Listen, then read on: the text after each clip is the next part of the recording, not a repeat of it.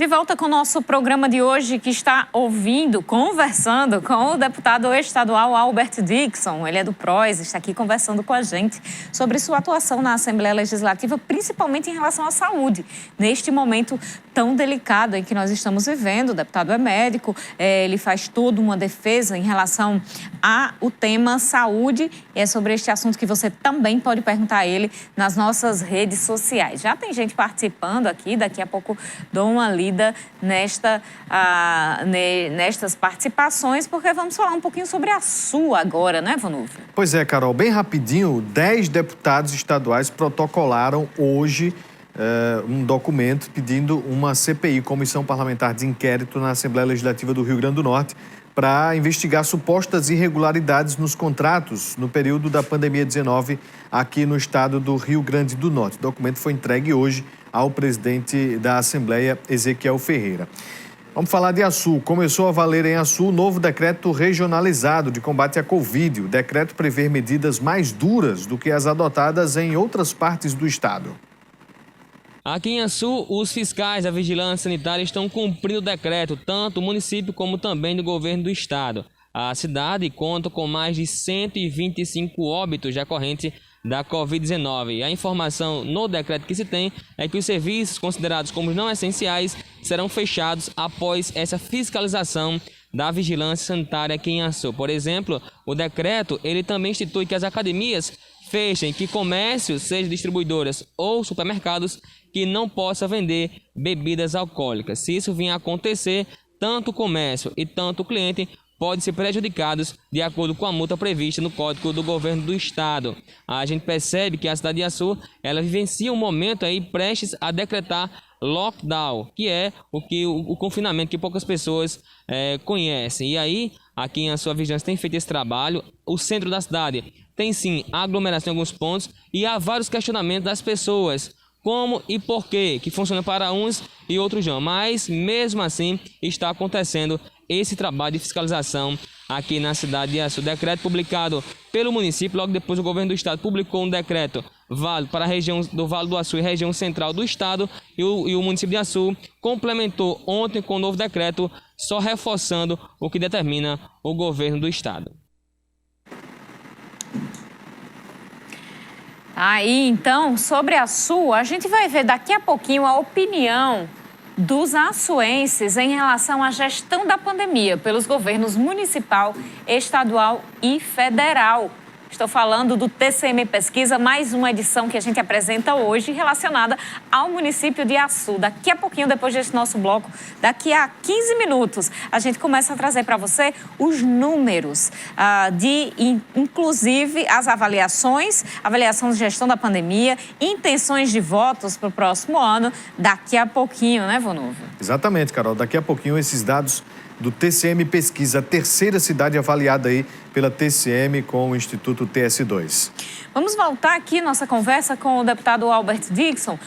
Deputado, fiquei com uma dúvida em relação ao uso da ivermectina. O senhor fala em relação a este tratamento inicial ou preventivo. O medicamento, ele evita necessariamente a gravidade da doença e, consequentemente, a morte pela Covid-19?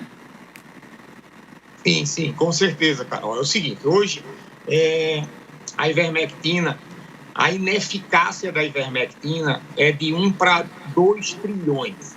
Existem 56 estudos, dentre os quais a maioria randomizados, e chegam à conclusão de que é o seguinte: 85% dos estudos profiláticos levam a crer que ela tem uma ação muito efetiva profilaticamente, isto é, usando a medicação antes que a Covid chega.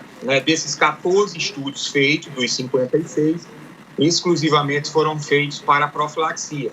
E 85% deu resultado importante de profilaxia da ivermectina. Então, foram 108 autores, 8.789 pacientes.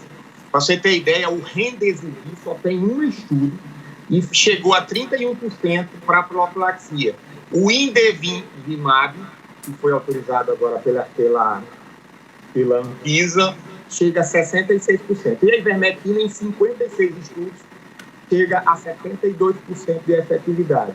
Então, assim, diante desse fato, não existem argumentos contrários. Então, diante disso, eu sou um defensor. E o grande segredo da ivermectina é que ela é um medicamento barato, baixo custo, alta produtividade, você tem de forma genérica. Então, assim, é um medicamento que a população pode ter acesso. Então, diante disso, eu sou um defensor, levei isso para o Ministério da Saúde, defendi. Agora, sim, tem uns contra, obviamente. Não há comprovação científica. É só entrar no site lá, ivmmeta.com, é um site internacional de pesquisa relacionada à ivermectina. A ivermectina, ela tem uma ação, como é que ela age? Ela inibe a entrada do coronavírus para dentro do núcleo da célula. Então, o vírus entra por um receptor chamado TMPRSS2 e ACE2, e esse receptor faz com que o COVID entre para o citoplasma e evolua para o núcleo. Como ele é um vírus RNA, ele precisa do núcleo para replicar. Então, a ivermectina não deixa o COVID chegar até o núcleo, né, por conta da ação de uma protease chamada importina. Então, daí é importante a ivermectina, porque tanto faz a cepa indiana, como a cepa britânica, como a cepa de Manaus, ela tem a mesma ação, diferente da vacina, porque a vacina foi testada para uma cepa exclusiva. Então, assim, essa que é a vantagem da ivermectina com relação à vacina. Eu sou a favor da vacina, já fui vacinado. A ivermectina atua como um complemento à vacina. E isso é importante trazer para a população. Deputado, o Dantas Rocha, do Abolição 3, ele disse que viu uma cientista dizendo que esse foi o vírus mais inteligente já visto. E aí ele quer entender por quê. É verdade. Boa pergunta. Porque o vírus, na verdade, ele se adaptou. Por exemplo, esse da Índia, ele se adaptou muito. Ele tenta enganar a gente, Carol. Como é que ele enganou? O primeiro, ele tinha um sintoma. Então, ele viu que a gente começou a criar armas para ele. Aí ele disse, não, eu vou criar uma nova forma. Existia só uma forma de entrar dentro da célula, que era o receptor ACE2, né? Que era comum em obeso, era comum em idoso. Por isso que a gente criou as comorbidades de idosos e obesos. Aí depois criou-se a cepa P1, que é a brasileira. O que foi que ele fez? Ele se apaixonou por jovens. Você vê que aumentou o número de jovens morrendo, porque ele criou uma nova forma de entrar dentro das células através de uma outra porta de entrada chamada TMPRSS2. O que é isso? É uma porta de entrada que é comum quem tem o DHT alto. O que é DHT? É dehidrotestosterona. Então, quem é que tem dehidrotestosterona alta? Geralmente é a mulher com síndrome de ovário policístico, a mulher que tem bigode, a mulher que tem alopecia, a mulher que tem... Então, esse é o grupo específico para a cepa que predomina no Brasil, que é a cepa de Manaus. E para homem, geralmente é o homem careca, o homem que tem alopecia, queda de cabelo, o homem que tem hiperplasia prostática benigna e o homem que está ativamente sexual. Então, essa faixa etária entre 20 até 50 anos. Então, o vírus mudou de característica, ele ficou mais inteligente. E o pior, Carol, ele foi direto para o fígado. Então, como o fígado é uma usina para se depurar a medicação, o que foi que ele fez? Ele disse, não, eu vou ser mais inteligente, eu vou atingir o fígado primeiro, aumentar as transaminases, TGO e TGP, para que o fígado não depure a medicação. Então, por isso que o tratamento precoce é importante.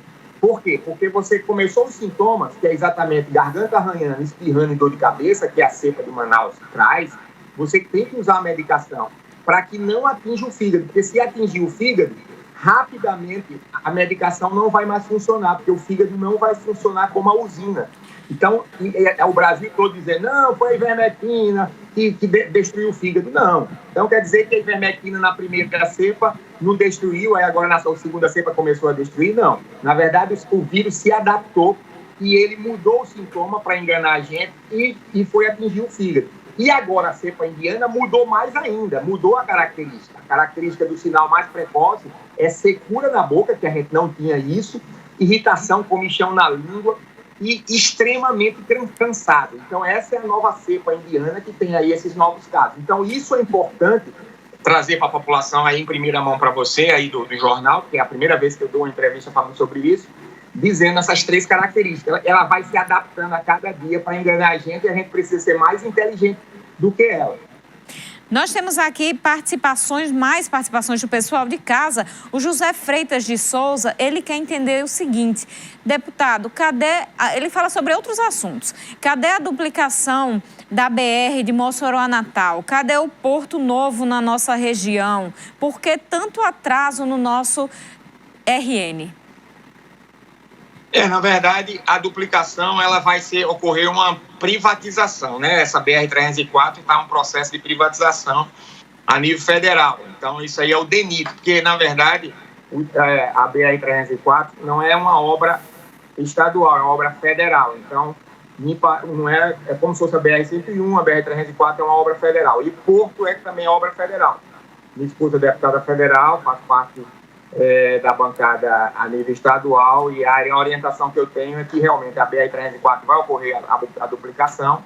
Logo que terminar a reta Tabajara, que está concluindo esse ano, se Deus quiser, vai terminar, já tem emenda fechada para isso, e em seguida inicia o processo de privatização da BR-304.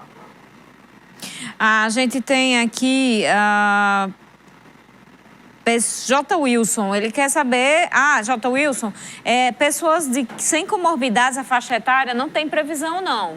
A gente ainda está em comorbidades, ainda tem aí outras situações, até que chegue nas pessoas sem comorbidades, viu? Nós temos aqui, deixa eu ver se dá tempo, Vanúvio, dá tempo sim, a pergunta. Tem tanta gente participando que eu estou aqui perdida, viu? Confesso para vocês que estamos... a pessoa que mandou aí, querendo entender por que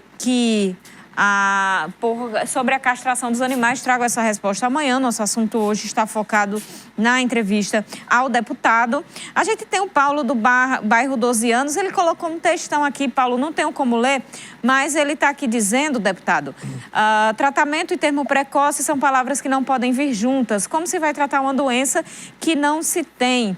No caso da tomada antecipada da ivermectina, os efeitos podem ser terríveis, lesando o fígado e causando problemas cardíacos, respectivamente. A gente já falou sobre este assunto, o deputado já explicou aqui. Só para adiantar, a gente só tem mais tempo para uma pergunta. Qual é a opinião do senhor em relação, deputado, ao governo federal, não especificamente em relação ao tratamento precoce e estes medicamentos, mas especificamente sobre as vacinas e o que já se revelou na CPI em relação a que pode se chamar de descaso em relação às vacinas? Com relação à vacina, o Brasil hoje, esse dado é um dado relevante. O Brasil hoje é o quarto país do mundo em termos de vacina, né? Só perde para os grandes países em termos de população, que é Índia, China e Estados Unidos. Então, esse é um dado relevante. Nenhum país da Europa vacinou tanto quanto o Brasil. Nós estamos chegando aí a mais de 20%, né, da população vacinada, né, e isso leva a crer que nós estamos, obviamente, não é perfeito, não, mas a nossa tendência é melhorar cada dia. Esse é o meu ponto de vista. Poderia melhorar? Poderia. Aí eu acho que eu, inclusive, fiz essa solicitação, eu cheguei de Brasília hoje e fiz essa solicitação ao Ministério da Saúde, exatamente para reduzir o intervalo das doses de Oxford e Pfizer, porque ele está levando 3 meses, enquanto para a gente ganhar tempo com relação à nova cepa que está chegando. Como a cepa, a Pfizer e a Oxford, as duas vacinas são extremamente relevantes com relação à nova cepa, e também as cepas antigas, cerca de 88% Pfizer e 60% de Oxford, só que está levando 3 meses.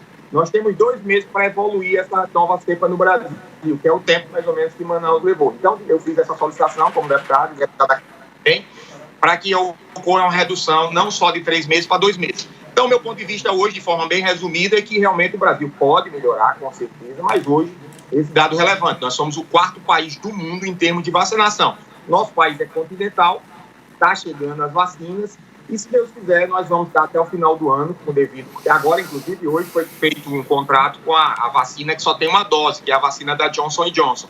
Então, assim, a nossa perspectiva é até o final do ano todo mundo imunizado e voltar à vida de forma mais rápida possível, como era antes. Se Deus quiser. Deputado, muito obrigada pela conversa no programa de hoje. Obrigado, Carol. Obrigado, Manu. Obrigado, moçoroense aí de região. Deus abençoe. Obrigado pela disponibilidade, deputada. Você de casa, obrigado pela audiência. A gente volta daqui a pouco, né, Carol Ribeiro? Pois é, daqui a pouquinho a gente se encontra. Fica aí, daqui a 5 minutinhos a gente se encontra no TCM Pesquisa com números de Açu. Já, já.